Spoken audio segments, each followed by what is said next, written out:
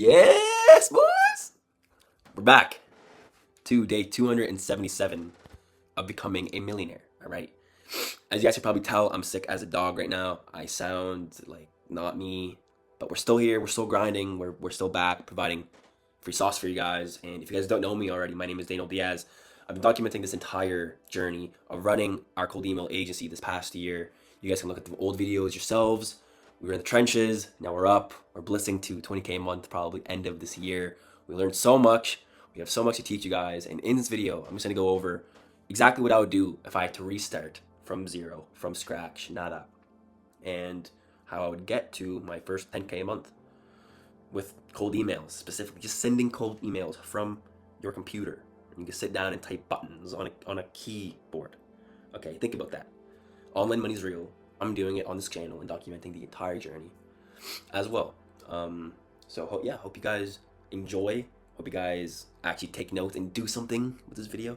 You know, because 99% of you guys won't do shit, which sucks. It's okay, because if you're smart, you'll make money. I just want to go over, you just check out the setup, boys. I know it's not much, but this is where I've been grinding. Honestly, I have 3 different setups. Like, one is in my room, one's in another room, and this is just where I'm at for Q4. But it's all I need. You know, you don't need too much here. Normally have that on. We got some fun stuff here, you know. But this is where we'll make millions, boys. And yeah, it's enough yapping. You know, let's just get right into it. All right, boys. Here we are on the Miro board, and I'm just gonna quickly go over the exact things I would do if I had to restart from zero.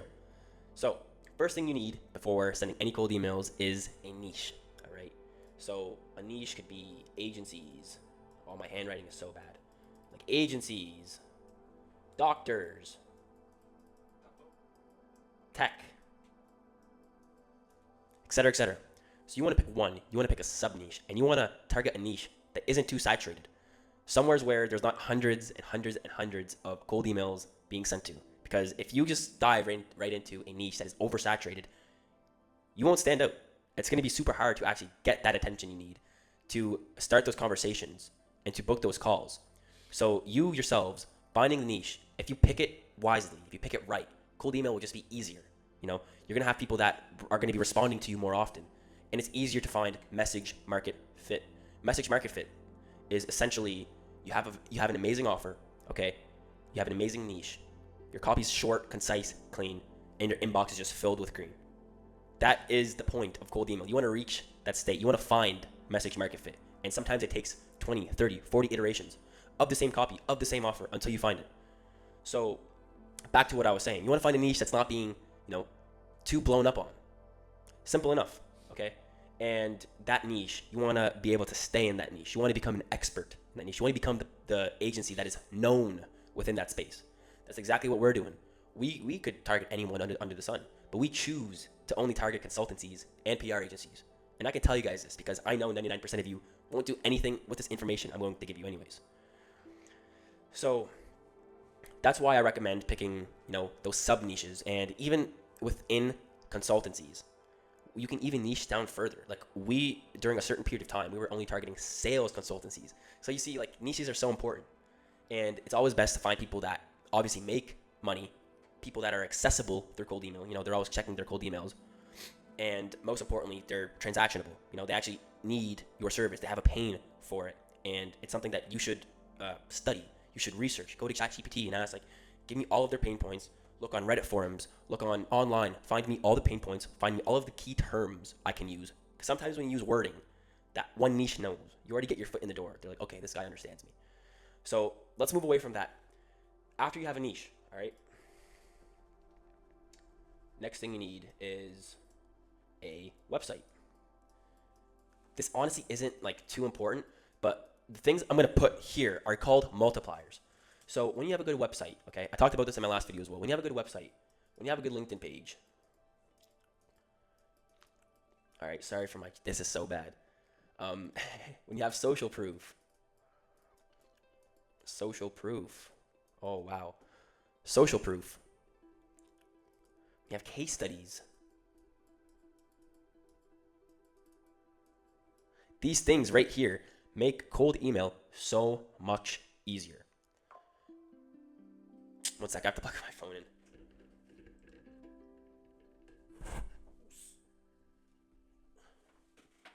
Makes cold email so much easier. Because imagine you're a ghost online, and now again, I said this in my last video. If you're a ghost online and you get a cold email from someone that doesn't have any sort of online presence at all, it looks like a scam. It looks like a scam message. There's zero trust or credibility being built. Like, cold email is a friction game. Okay. Oh wow, it's a friction game. So there's all this friction here between like a cold prospect and an actual call meeting booked. And all this friction, okay? This is a lack of trust. This is a lack of credibility. This is a lack of your service being actually demanded. So the way you break this friction right here is by, one, having all of these things, because that's how you build that trust. And two, to break this friction, you can give them free value, okay? Give them free stuff. Give away the farm. If you guys have scripts, if you guys have like outbound ideas, if you guys have like leads that you can give, if you guys have any sort of free value related to your service you can give away, then that's huge. That's how you break that friction on cold email every single time. Sometimes we have campaigns where our copy is literally name, first name, offer statement. I'm reaching out because I help X do Y using X, or I help X do Y in Z time. And then third line, the second paragraph would be, since I already did just to show you it works, I already did research on your company and I came up with 3 outreach scripts that you could use right away. Mind if I send it over? It's super easy. And as soon as someone replies to that, it's easy to say yes to. And that's psychologically the way you actually get people on the call. Okay? The more yeses you build within your conversation, within your back and forth, the more they're going to say yes when you ask for the call. This is the law of reciprocity, The more you give away, the more people want to give back. For example, I got an email today, a cold email. Went to spam, but I checked it out. And this guy, he made a Loom, and this is, a very used strat in cold email, but he sent me a Loom video with my name in it, going over how he can help me. And he gave me free value. That made me want to reply to him more than the 30 other guys in my inbox with the exact same offer, which is like YouTube stuff. Shout out you if you're watching this. I send you an email back as well. But you see, like, the more you give away, the more people will want to actually hop on a call with you. And that's the exact principle we're using. We give people outreach trips. We give people so much free value that it's stupid not to hop on a call with us. You're going to get more value. And we don't even pitch on the first call. We straight up just ask them questions. We're like a sales doctor. We diagnose their problems. And then after that, we're like, hey, I can actually whip up a full strategy for you. Do you want to set up a next call? Bam, fam. Book a meeting from a meeting. But the next meeting, when you actually mentioned a tangible result from that, a free strategy, okay? And this is basically just a gamma doc going over like what we would do for him and giving him a bunch of more free value, okay? It gets him on the call, we're not using inner intention. We're using outer intention. We're acting within his interests to hop on this call. And it's ridiculous not to say yes to. So after we get him on that call, we go over the strategy. Then we go over prices. And at this point, they're in the bag because the amount of touch points we've had with this prospect already is insane. We already had more than 10 touch points with this guy. Just from the first call. After the call, we send him a Loom video. Before the call, we send him like, hey, are you able to attend? Before that, we send him a bunch of other stuff. Like, the more times you actually reach out to these people with highly thought over emails, the more you will get replies. And actually do your research when replying. Or else if you get one little mistake wrong, if you get one piece of information wrong in your email, you lost the sale. Not gonna lie. If you fuck up their first name, you lost the sale. If you fuck up their company name, you probably lost the sale.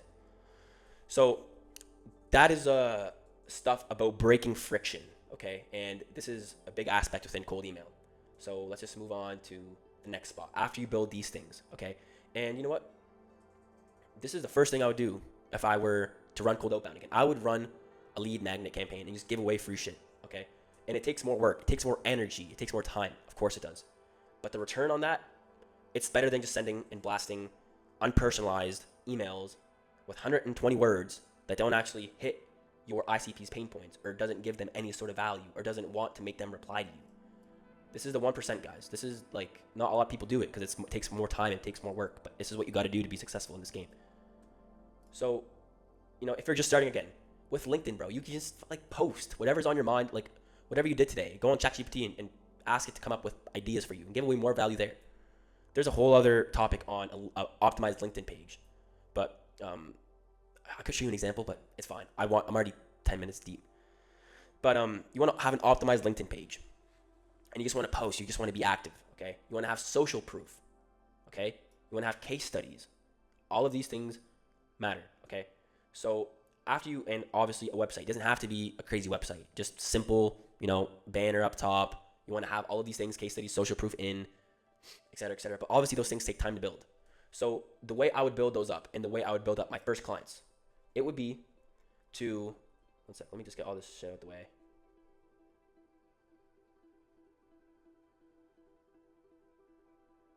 So basically, my pricing model, okay, this is exactly how we got our first clients at the beginning. So we actually didn't do any sort of retainer at all, okay? Our pricing model was straight up, it was a revenue, or a percentage of the revenue that we generate for them. So rev share model. And that was 20% plus $100 per qualified appointment, qualified meeting. Oh man. So this was our pricing model at the beginning. And the way we started building those case studies, that social proof, that initial momentum, was we simply ran this pricing model, and it got so many yeses because they didn't really have to pay anything up front. It was very easy. Going back to the same concept, it was easy to say yes to. You didn't have to pay anything up front. It's all pay on results. So after we got a few clients with this pricing model, obviously we weren't getting paid a lot because our service delivery was dookie. It was shit because we didn't have experience, right? And that's okay. Do you know why? Because our client's not paying us. This is like the ethical way to start cold email. If you were to just start cold email, you had zero experience at all, and your client's paying you like $1,000 a month, and you can't get the results, you're gonna have a bad image. Okay, you're gonna have not the best credibility. When credibility is the most important thing. All right. So start on something like this, bro. And after you start getting like 1, 2, 3 clients here, all right, you start getting better. One second.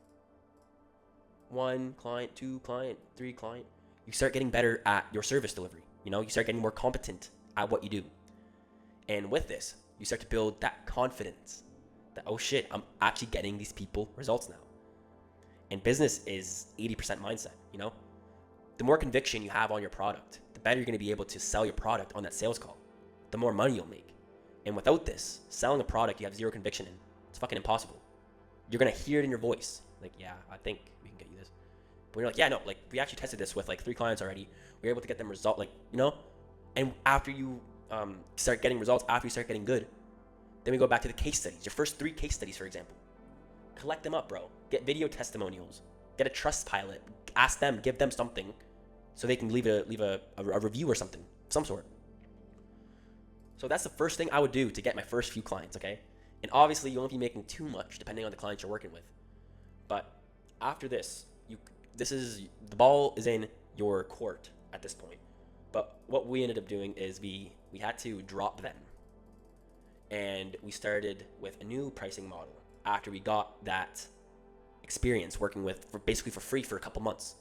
And now that this is something you guys don't want to hear, we had to work like 3-4 months, and we were making like $1,000, $2K maybe. We weren't making anything. There was months where we were at zero, and that's just the truth, bro. All these gurus, they always put on this facade. Like, I make fucking 10K a month in my first month of running my business. That's what I've heard multiple times online. It's not true, bro. At least with this model, But next thing we did was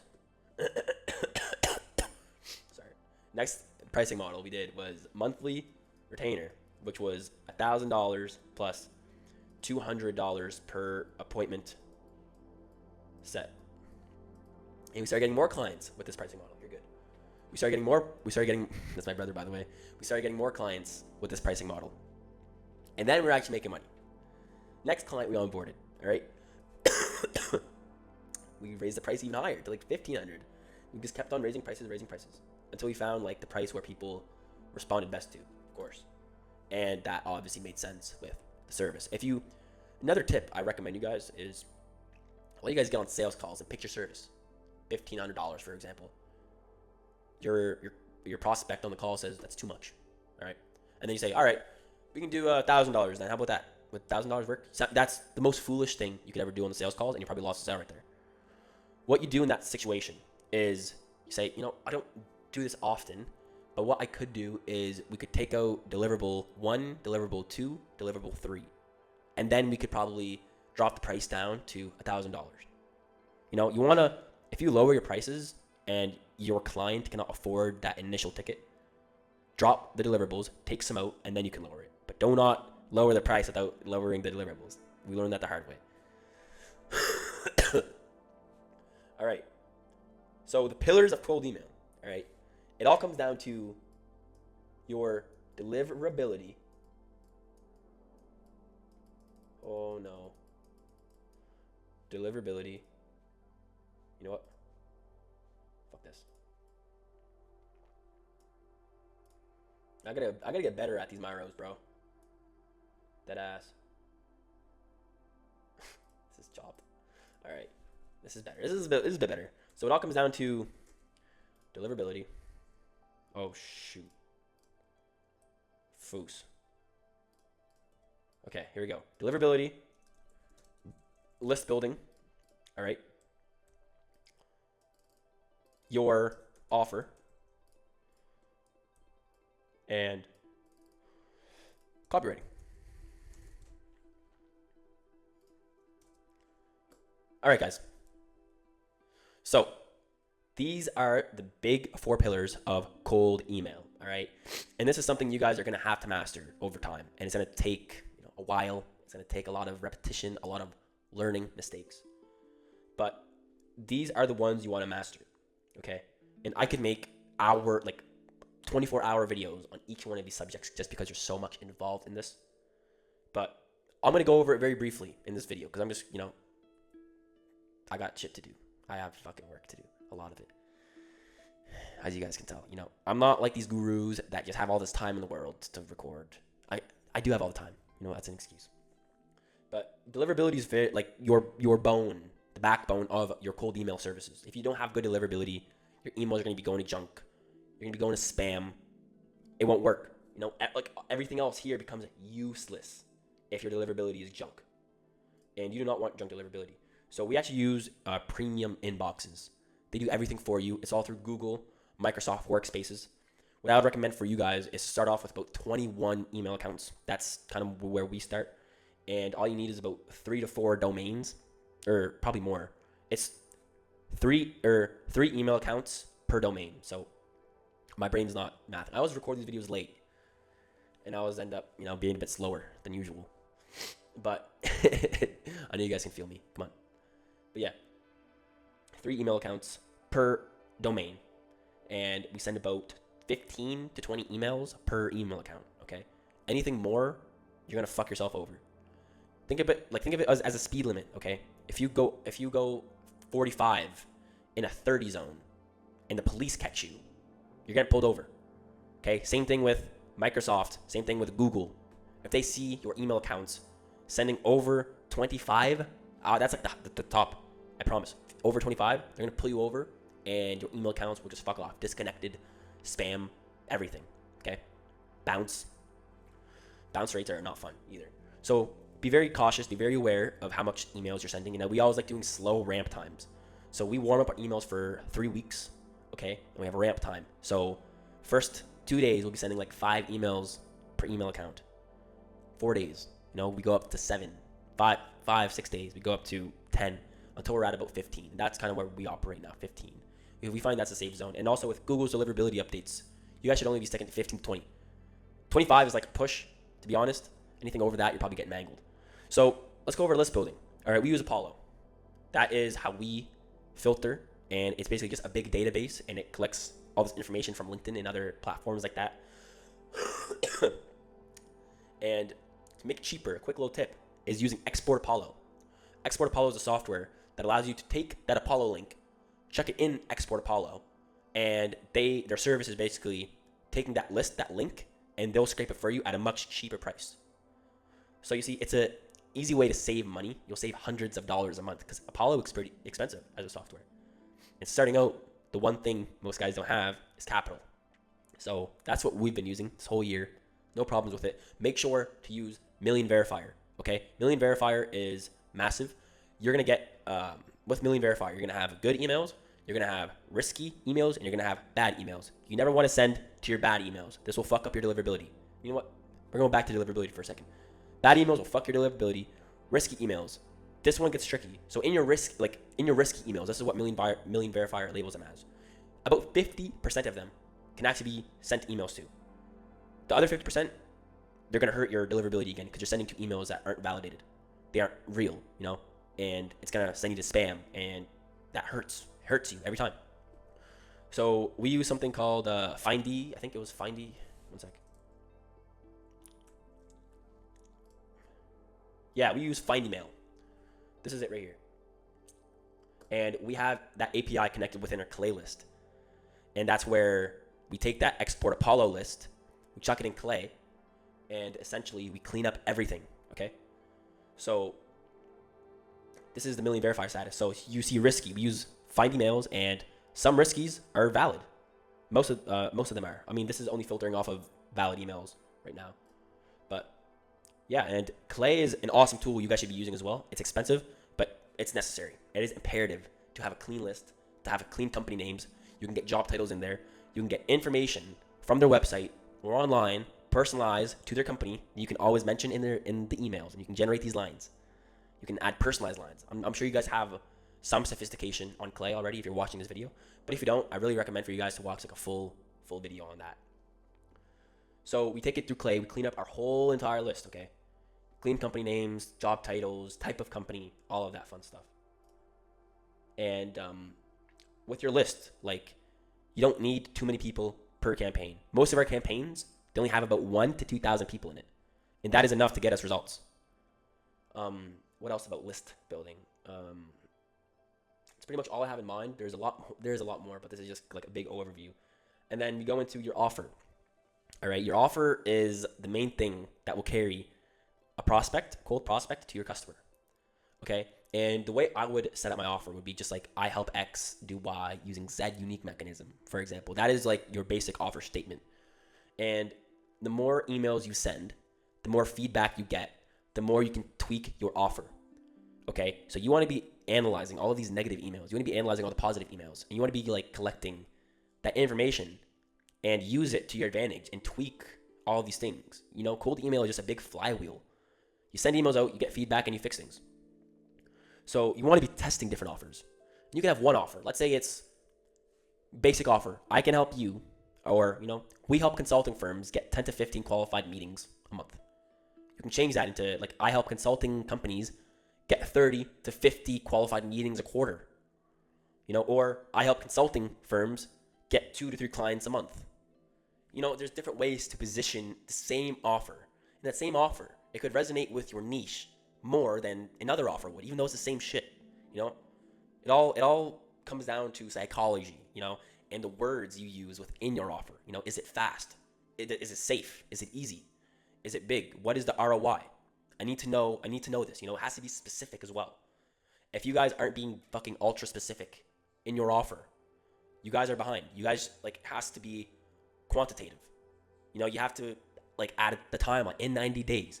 We can help you book 10 to 15 qualified meetings with your exact ICP that are looking for your exact service. The more specific you are, the better your reply rates, the better your positive reply rates, the more calls you'll have. Just how it works. What else? Offers. That's basically it. At the beginning, we were actually doing a risk reversal where if we didn't get them X amount of leads in 2 or 3 months, we would give them their money back. And that's actually not a bad thing to do at the beginning. So this goes in with your offer as well. So I help this do that. If we don't do this, then we'll give you this back, as some sort of risk reversal. And then next comes down to copywriting. The one thing you want to avoid is sounding like a fucking ad, sounding like AI, sounding like everyone else in their inbox.